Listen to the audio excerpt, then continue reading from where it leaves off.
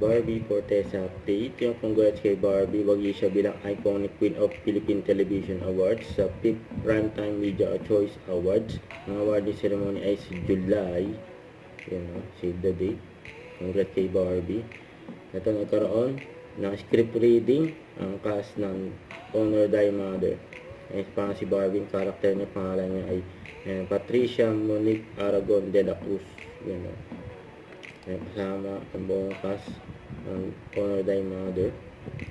Parang si Barbie at si megastar Miss Sharon Cuneta. Sweet pa nila eh. May maswerte pa na pagpa-picture kay Barbie at kay Miss Sharon. Yan, OOTD ni Barbie. Ang post niya sa social media. Hawak pa nga niya yung script niya.